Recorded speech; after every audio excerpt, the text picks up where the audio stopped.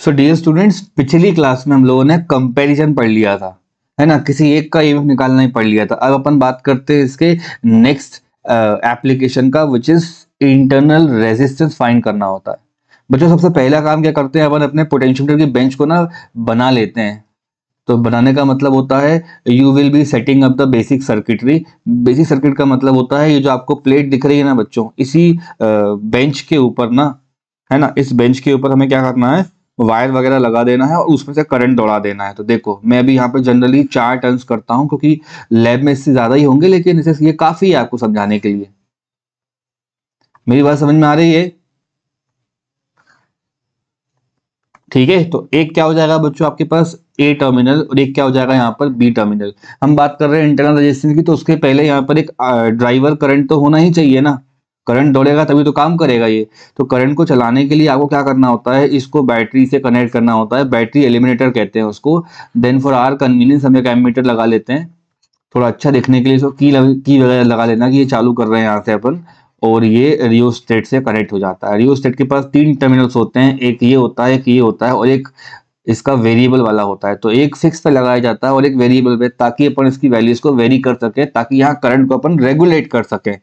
और ये क्या हो जाएगा आप लोगों का बच्चों, ड्राइवर सेल, मतलब सबसे बड़ी सेल होगी, इसको कोई टच नहीं करेगा। ये बस सर्किट को करंट चलाने के काम में आएगी। ये हो गया तुम लोगों का एमीटर, इसको मैं की बोलता हूँ। अब सारी कहानी इसके बाद शुरू करनी है अपन को। समझ में आ रही बात? तो आपको एक सेल दिया जाएगा, उस सेल का इंटरनल रेजिस्टेंस फाइंड करना होता है। तो बच्चों, before jumping directly to the topic, मैं आप लोगों से एक सिंपल बात पूछना चाहता हूं कि क्या अपन ने प्रीवियस क्लास से ऐसा कुछ पढ़ के रखा है कि ये कोई बैटरी है जो भी डिस्चार्जिंग कंडीशन में है और एक लोड रेजिस्टेंस को ये करंट दे रहा है। तो ये हो जाएगा आर, ये हो जाएगा ई, ये हो जाएगा स्मॉल आर। बच्चे लोग, यहाँ पर करंट नीचे जा रहा है और यहाँ से करंट ऊपर जा रहा है, इसको आई बोल देना और इसको भी आई बोल देना। किस किस को पता है यहाँ पे स्मॉल आर का फॉर्मूला? नहीं मालूम है तो नोट्स जाके देखो। छोटा वाला आर कितना होगा यहाँ पे? तो बोलोगे सर वो तो पता है अपन को, ई बाय वी माइनस 1, और यहाँ पे एक लोड रेजिस्टेंस लगाते हैं। हाँ या ना बोलो, मालूम है कि नहीं मालूम? कि पिछली क्लास में इंटरनल रेजिस्टेंस का फॉर्मूला आया था। ठीक है, वो इसलिए कराया जाता है कि जब नेक्स्ट डे आप लोगों को लैब वाला फॉर्मूला दिया जाए तो हल्ला नहीं करोगे ये कहां से आ गया। तो ये अपन ने पहले प्रूव करके रखा है। छोटा वाला r equals to load resistance E by V minus 1। तो बच्चों में ये जो ऊपर सर्किट बनी हुई है ना, मैं इसी सर्किट को अब पोटेंशियोमीटर के अंदर जाके अटैच करूंगा। आप देखो कितनी आसानी से अटैच कर पाऊंगा मैं, देखना सारे के सारे बच्चे। हम क्या करते हैं लैब में, अगर मान लो हमको इंटरनल रेजिस्टेंस वाला एक्सपेरिमेंट मिल गया, तो सबसे पहले तो बोलना जय श्री राम, इसके आगे बढ़ेंगे अपन, पूरा इसको चालू कर लेना आप लोग, यहाँ तक का कंप्लीट कर लेना। तो ऑटोमेटिकली एक आपका प्लस बन जाएगा और एक आपका बन जाएगा बच्चों माइनस बन जाएगा। उसके बाद जो गिवन प्राइमरी सेल है उसको लेकर आओगे आप। ये आपकी गिवन प्राइमरी सेल है, इसके पास खुद का ईएमएफ है और खुद का आर है। समझ में आ रहा है क्या? उसको आगे ले जाकर के आप गैल्वेनोमीटर पे कनेक्ट करोगे और वहां से उस बेचारे का नल पॉइंट आप चेक कर लेना। तो ए से लेके सी पॉइंट तक जो मिलेगा उसका नल पॉइंट मिल जाएगा। नल पॉइंट मिलते ही जो ऊपर स्केल रखी होती है ना बच्चों, जो ऊपर आपके स्केल रखी होती है इस तरह से, उस स्केल को चेक करके, है ना, मेरी बात समझ रहे हो, उस स्केल को देख लेना। उस स्केल से आपको वो नल पॉइंट की न्यूमेरिकल लेंथ मिल जाएगी। तो वही लेंथ को बोलते हैं अपन लोग L1। कोई परेशानी वाली बात? नल पॉइंट का मतलब क्या होता है, कोई बच्चा जानता होगा तो बोलेगा सर ये जो गैल्वेनोमीटर है इसमें कोई भी डिफ्लेक्शन नहीं आती, ये मतलब होता है नल पॉइंट का। विच मीन्स दैट बच्चों, ये जो ऊपर की जो जगह है ना, ये वाली ये लाइन, इधर पे कोई करंट ही नहीं है। तो यू कैन से प्राउडली और कॉन्फिडेंटली सर जी IG 0 हो जाएगा। IG 0 होने का मतलब है ये जो EMF दिख रहा है ना अपन को बैटरी का, दोनों टर्मिनल दिख रहे हैं इसको, यहाँ पे देखो ना यार, यहाँ पे और यहाँ पे 2 टर्मिनल दिखने चाहिए सबको। बैटरी दिखनी चाहिए, प्राइमरी सेल दिखनी चाहिए, सॉरी। तो इसके दोनों एंड्स, एक कहाँ जा रहा है तो बोलोगे सर जी एक तो ए पे जा रहा है, और दूसरा कहाँ जा रहा है तो बोलोगे सर जी सी पे जा रहा है। गैल्वेनोमीटर के पास बहुत ही कम रेजिस्टेंस होता है, तो उससे इतना डरना नहीं चाहिए अपन को, है ना। वो केवल एक डिफ्लेक्शन करने का हमारा फ्रेंड है, बता रहा है कि करंट है कि नहीं है। तो अपन लिख सकते हैं, ठीक है, अपन लिख सकते हैं व्हेन, और इसके डाउनवर्ड डायरेक्शन में ना क्या किया जाता है बच्चों, देखना इधर मैं क्या कर रहा हूँ। इसके डाउनवर्ड डायरेक्शन बच्चों इस तरह से ना एक नई सर्किट को बनाया जाता है और उस सर्किट में एक रेजिस्टेंस बॉक्स को रख देते हैं वो लोग इस तरह से। बॉक्स का मतलब होता है बेचारा वो अपने आप में एक लोड रेजिस्टेंस की तरह ट्रीट होता है। देखो ये, तो इसके अंदर मैं लिख देता हूं बच्चों रेजिस्टेंस बॉक्स, ठीक है। और इसी बॉक्स के पास बच्चों साइड में एक की लगा देते हैं ये लोग, ये इस तरह से। उस की का नाम बच्चों ये लोग K2 रख देते हैं, की 2, क्योंकि की 1 तो ऑलरेडी आप यूज कर रहे हो। तो जब ऑब्जर्वेशन करोगे ना आप लोग तो लिखोगे व्हेन की K2 इज ओपन। अगर बच्चे लोग 12th के बच्चों ध्यान दो, if the key K2 is open, बच्चों अगर की K2 ओपन होती है इसका मतलब क्या है, जो नीचे वाला पाथ है ना ये यहाँ पे है ही नहीं, मान लो गायब हो गया, ये नीचे तो कुछ आएगा ही नहीं अगर पाथ ओपन है तो। बात समझे आप लोग? अगर की K2 ओपन है तो सारा कुछ ऊपर ही हो जाएगा बच्चों। तो मेरे कहने का मतलब है एक तरफ ये A पे जा रहा है, एक तरफ ये C पे जा रहा है, तो हो जाएगा potential from A to C। A to C का पोटेंशियल क्या हो जाएगा? तो बोलोगे सर जी ये EMF के बराबर आएगा और उसकी वैल्यू हो जाएगी K टाइम्स L1। ये किस किस को आया? गैल्वेनोमीटर में कोई करंट नहीं है, बोलोगे यस सर। तो अपर ब्रांच में कोई करंट नहीं है, बोलोगे यस सर। ये सेल है, इस सेल के दोनों एंड कहाँ कनेक्टेड है? एक ए पे कनेक्टेड है और एक सी पे कनेक्टेड है। तो क्या हो जाएगा? Potential drop from A to C equals to EMF which will be equal to K times L1। यहाँ पर देखो बेटा, सब किसी को लग रहा हो कि ये जीरो क्यों दिखाता है। अब एक बात सोच के देखो कि ये जो बड़ी वाली बैटरी है उससे कुछ ना कुछ तो ड्राइवर करंट वहां पे जा ही रहा होगा। तो मैं बोलूंगा हाँ सर। तो जब ड्राइवर करंट यहाँ से जा रहा होता है और आप इस जॉकी की हेल्प से, जो स्लाइडर की हेल्प से आप जब स्लाइड करा रहे होते हो ना, तो स्टार्टिंग पे रखोगे तो ये डिफ्लेक्ट करता है बेटा, और एंड पे रखते हो तो फिर ये कहीं और डिफ्लेक्ट करता है। एक ऐसा स्पेशल पोजीशन आता है जहां पे नीचे वाली ब्रांच का पोटेंशियल और ऊपर वाले ब्रांच का जो ट्रेस्ड पोटेंशियल है वो बराबर हो जाए। मेरे कहने का मतलब है ऊपर से क्या मिल रहा है अपन को, तो बोलोगे सर AC।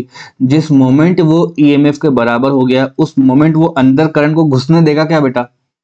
नहीं ना। इसलिए तो अपन लोग नल पॉइंट की सर्च में इतना स्लाइड कराते हैं, यही तो काम होता है लैब में जाके फाइंड करना अपन का।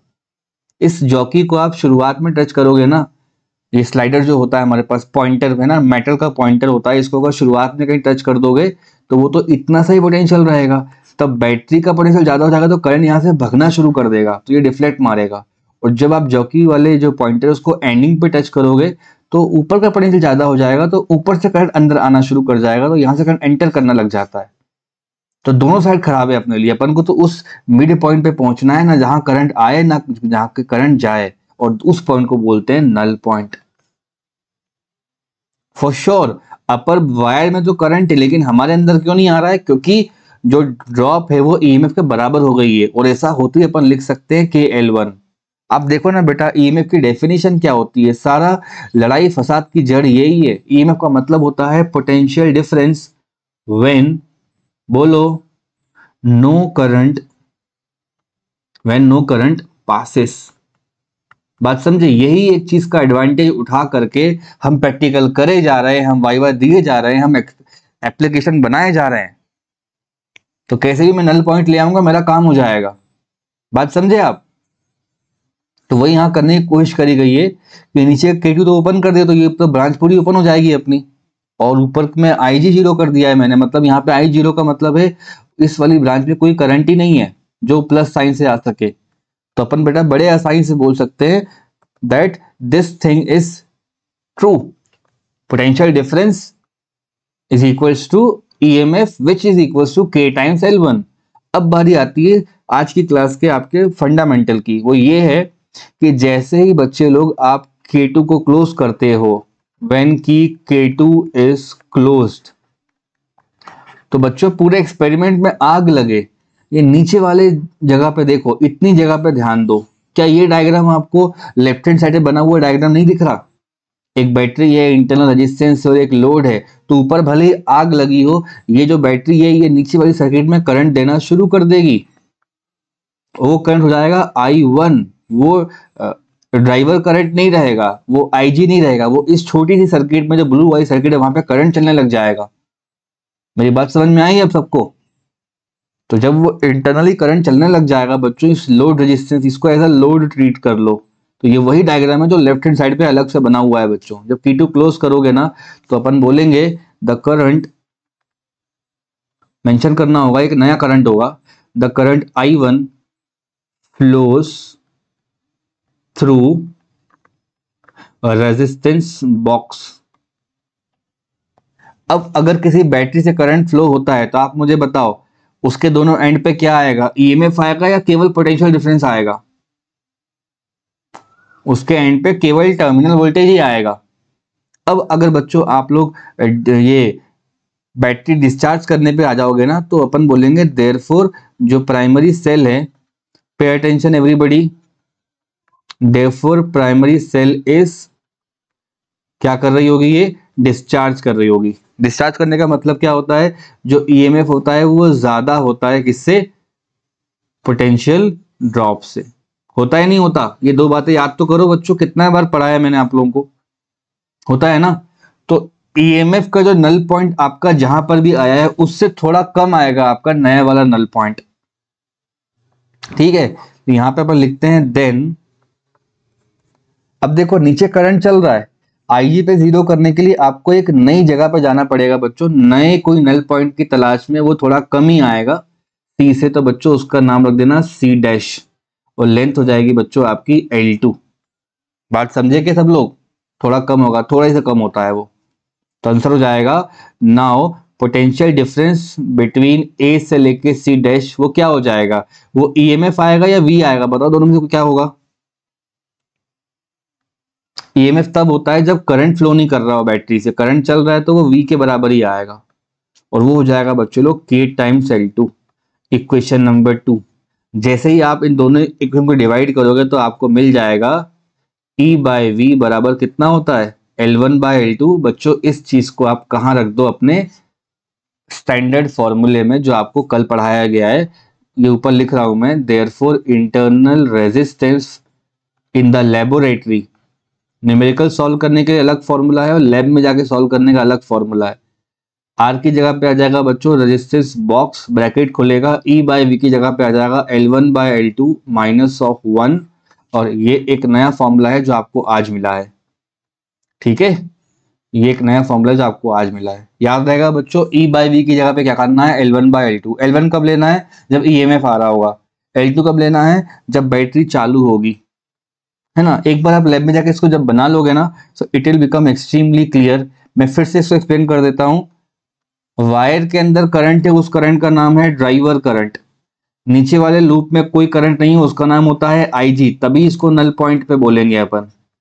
नल पॉइंट का मतलब होता है कोई भी डिफ्लेक्शन नहीं है, कोई परेशानी जैसी बात तो नहीं है ना बच्चों, नहीं है।